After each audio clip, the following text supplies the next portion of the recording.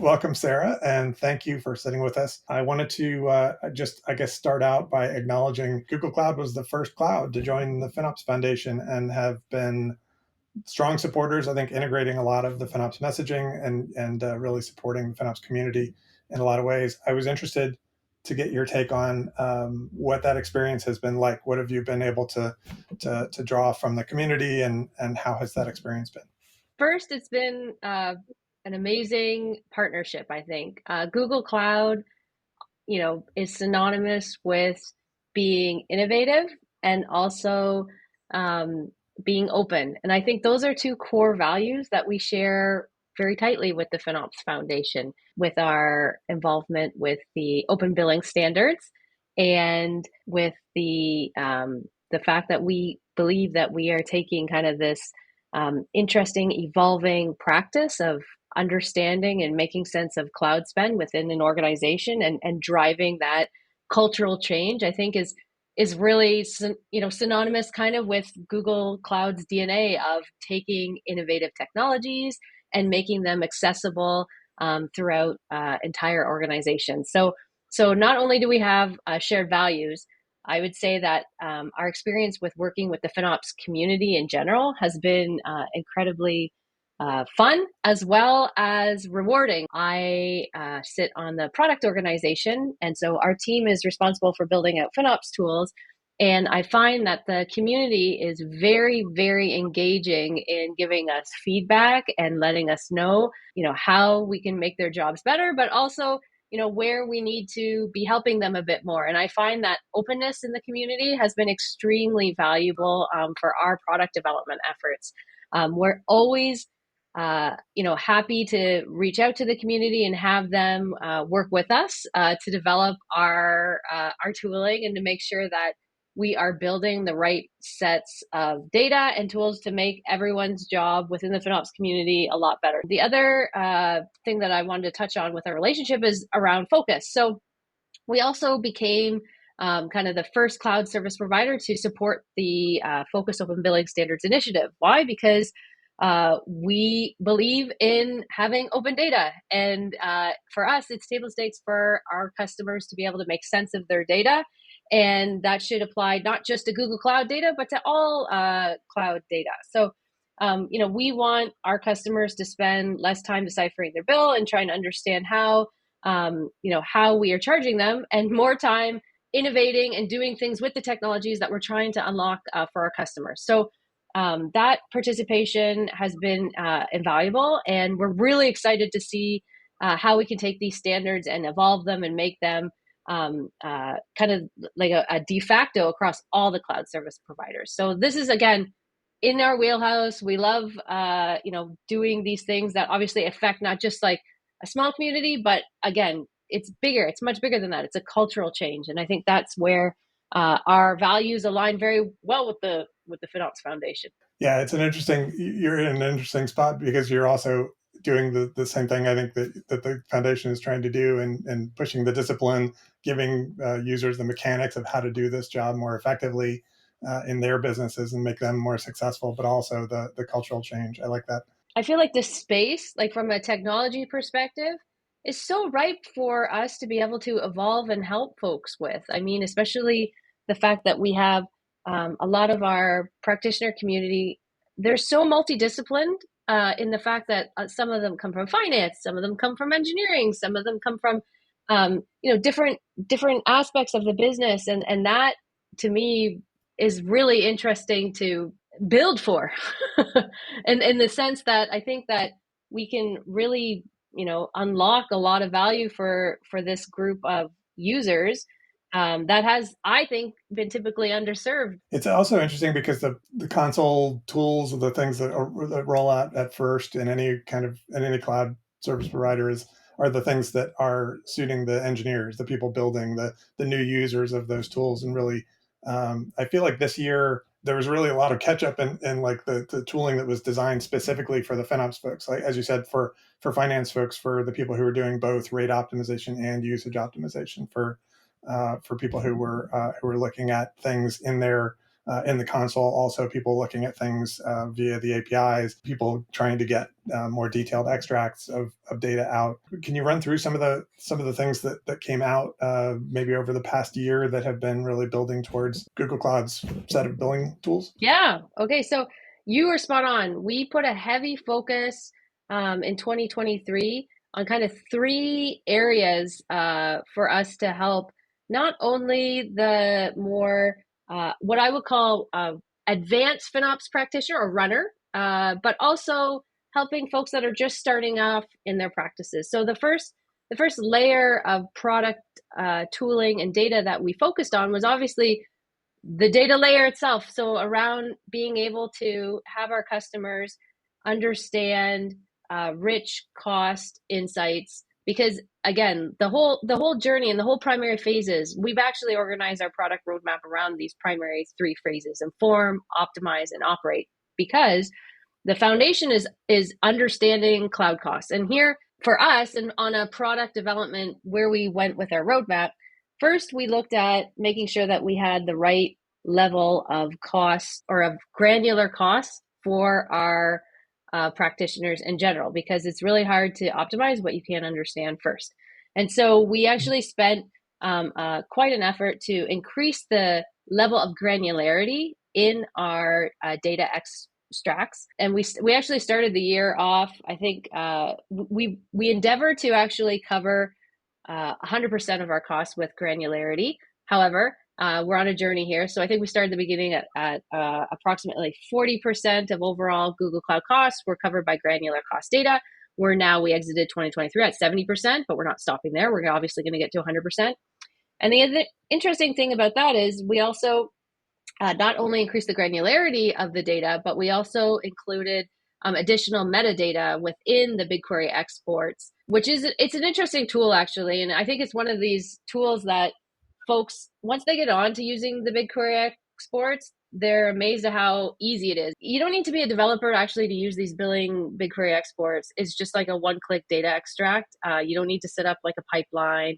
It just comes out of the box. You don't need to install agents on your infrastructure. The granularity just comes. So I think that has been really awesome. Every time that I talk to customers and I tell them, oh, by the way, we not only have this standard BigQuery export, we actually have detailed, and we also have the pricing export. They're always kind of like, oh, wow, like they had no idea that we offer like a lot of data right out of the box. So that's kind of the first step. Then obviously our partnership with the FinOps Foundation to kind of alleviate or elevate our extract and our data to make sure that not only are we producing the right granularity, but we're also providing it in the right level of views that our customers want standardized across their cloud service providers. So that's why we also supported, and we announced earlier on this year, a view that we're offering for free for our customers that sits on top of the BigQuery exports, that now you can have a focused compliant view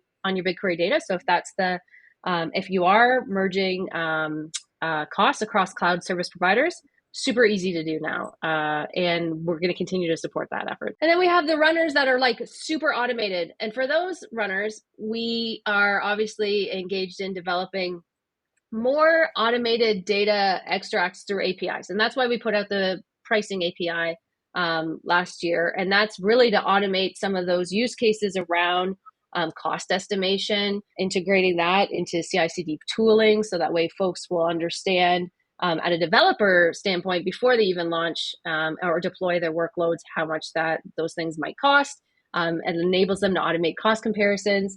So then once we have the data, the next phase of work that we looked at was improving the usability for our out-of-the-box reporting. So all of our in-console reporting actually sits on our BigQuery exported data. So anything that customers see within the console, you can actually probably build yourself. And customers don't often realize this, but we provide about, I would say we endeavor to provide kind of 80% of the cost report use cases within the billing console. So if you're just starting out, it is a great place to start, because it'll provide you kind of with those basics for you to start understanding what is driving your costs. And so we put a lot of effort into increasing our usability in this area.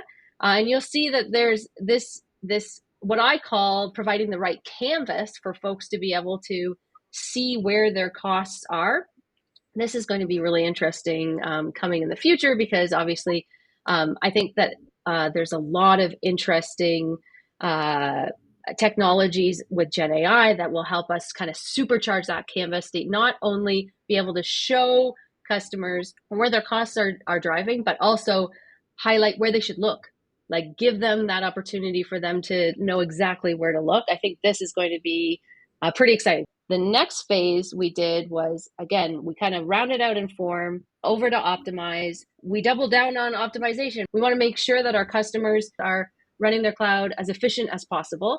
And so for that, that's why we invested in creating a new hub for folks specifically geared at FinOps practitioners to be able to understand across their entire cloud all of their optimization opportunities. Because one of the hardest things as it relates to optimization is, where do you look?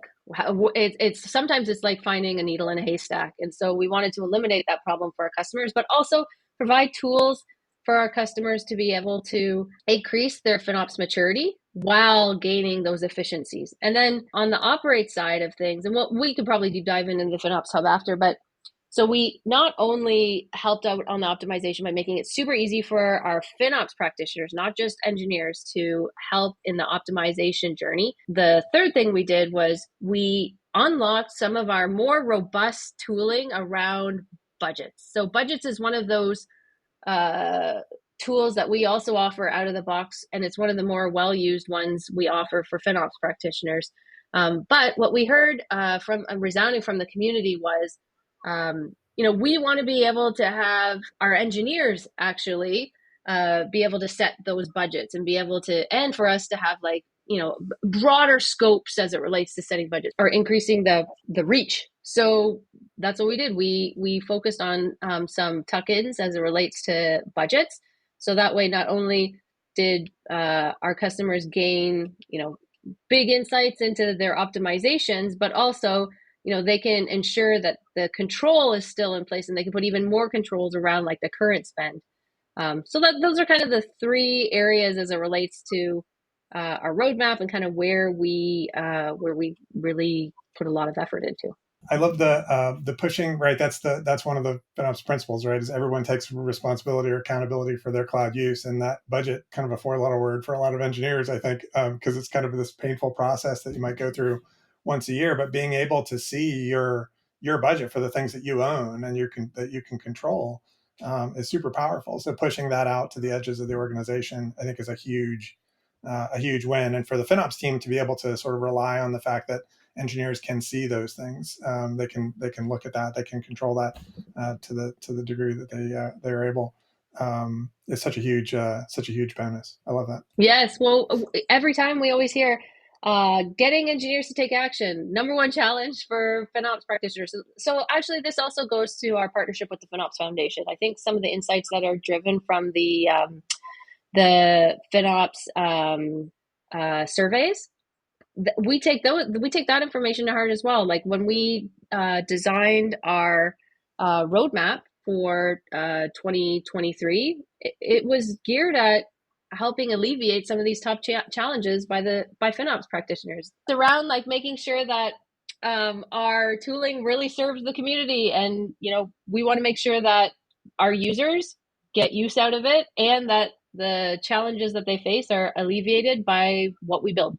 I wanted to move a little bit forward and talk a little bit more about the FinOps Hub.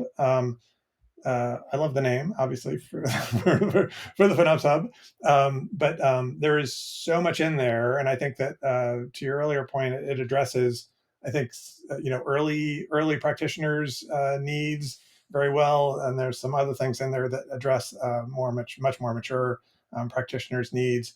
Maybe we could go through some of the features that I see in there. Certainly. So the FinOps Hub was really conceived to make sure that anyone, regardless of whether you are just starting off in your FinOps practice or you're an advanced FinOps practitioner, anyone can take advantage of all of the optimizations that we offer out of the box from Google Cloud. And so we want to be able to take someone that is a crawl in the crawl stage as it relates to FinOps, and actually move them up to become a runner. And one of the areas that we focused on was being able to produce what we call a FinOps score.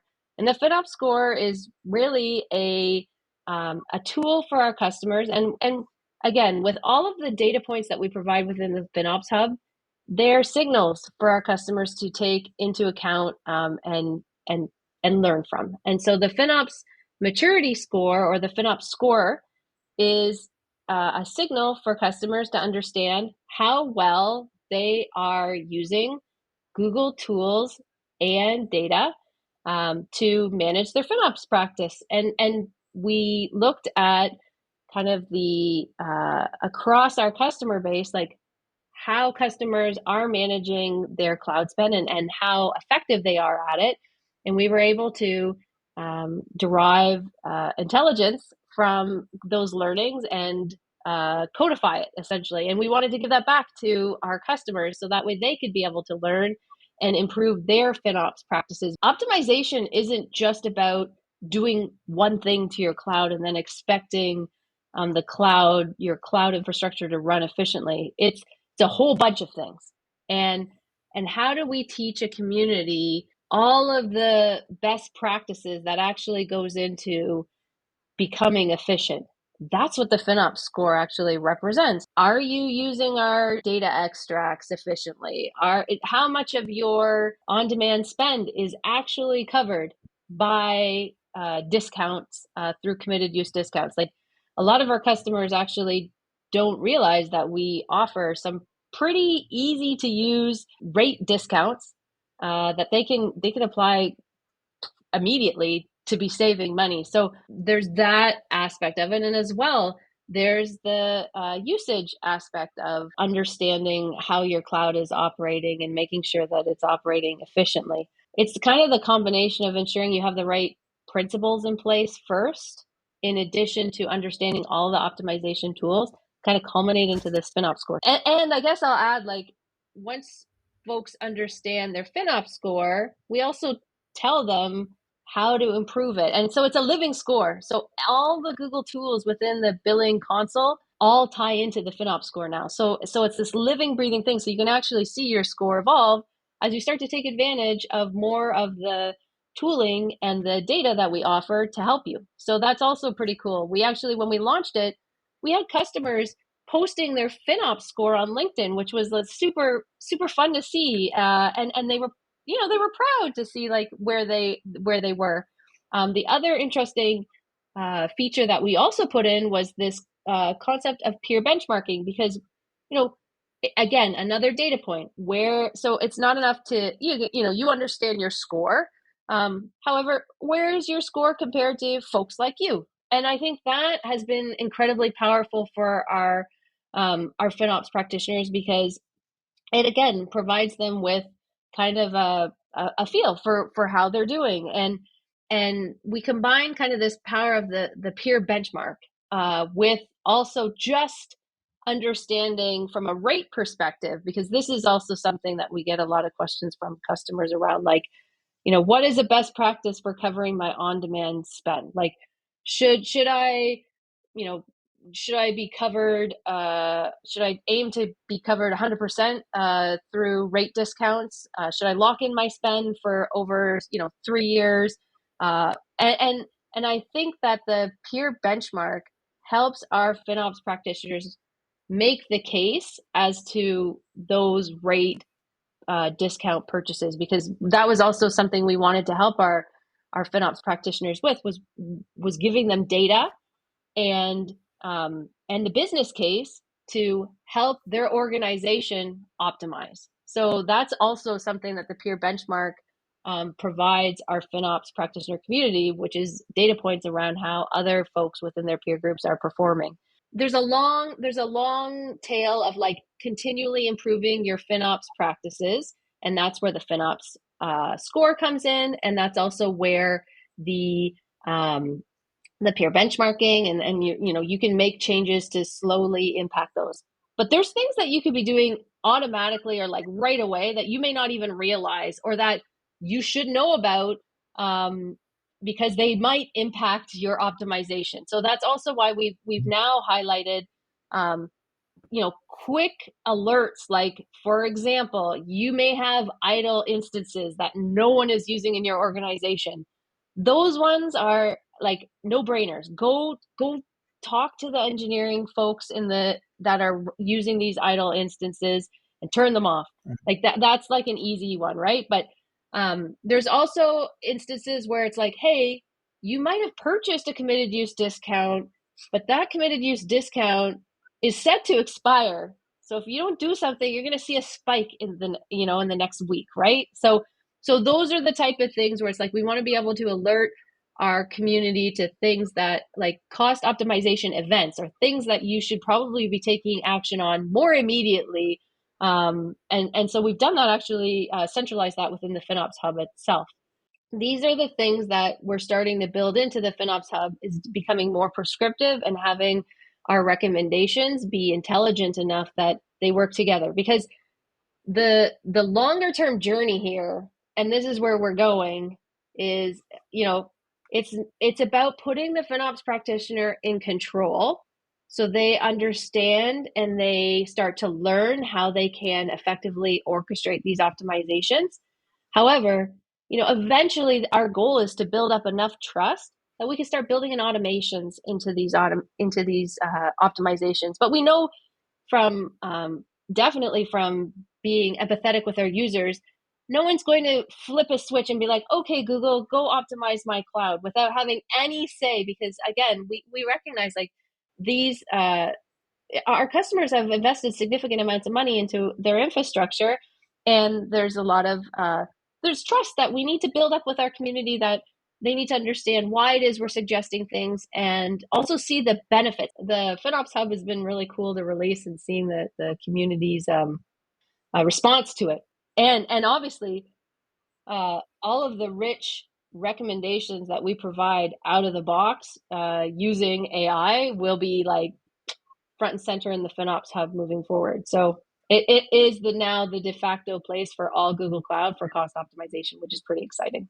It's especially good, I think, because even though it's all in one place and everything is all combined, it's nice to have that data integrated together. I can see, large FinOps teams may have different people working on rate optimization versus usage optimization, and having them giving them the confidence that those recommendations that they're seeing individually are not like conflicting with one another, just makes it so much easier and faster for them to do that work. I really like the fact that you, I think, went out to your customers and said, like, who's doing FinOps well, who's achieving good results, and those will be the parameters that we use in a FinOps score. Is super powerful, because you're able to, of course, see practices, the FinOps practices of a lot of the different customers that you work with, and then how they're able to achieve results in the Google Cloud environment, and then you're able to create that FinOps score and benchmark it against others, so that you're essentially saying, like, there's no, because nobody, every FinOps practitioner doesn't have to be at a run level. You can be comfortable at a crawl level, but it's really nice to have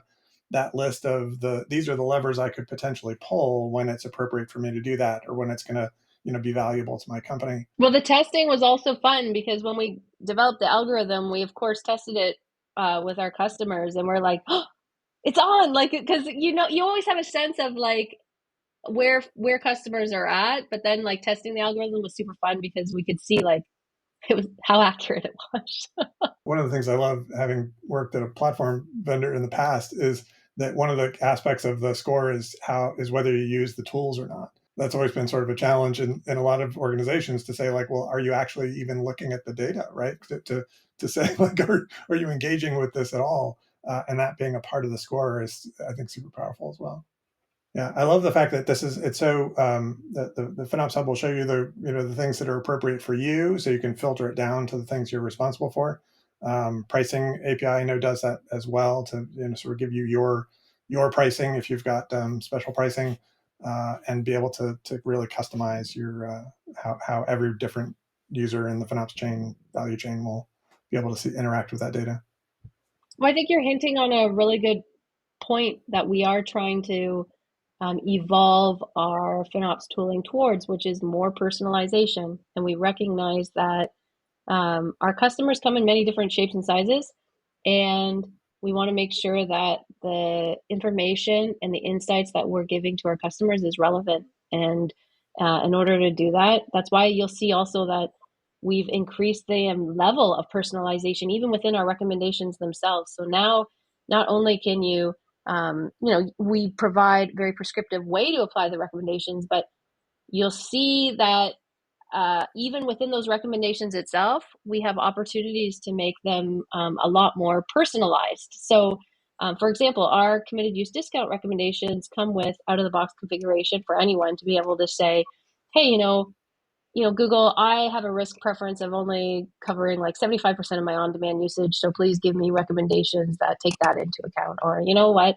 I'm not really interested in getting committed use discount recommendations for these products. I'm just doing R&D right now. I'll be interested in those later. So there's lots of these ways that we can build in kind of these feedback loops to make our recommendations, which are already incredibly sophisticated and built on pretty groundbreaking AI technology. However, we can fine tune them even more to make them more relevant towards our individual customers. And that's where we're going as it relates to personalization, giving our FinOps folks controls and feedback opportunities for us to also get smarter. Yeah, and I like that those are built into the recommender products as well, right? So there was a whole list of different recommenders that are working behind the scenes, I think, to feed that data to the FinOps Hub, again, like sort of presenting it in one place. But those are all accessible via API as well. So if I just wanted to look at what recommendations do you have for this service, I could go and look at that as well.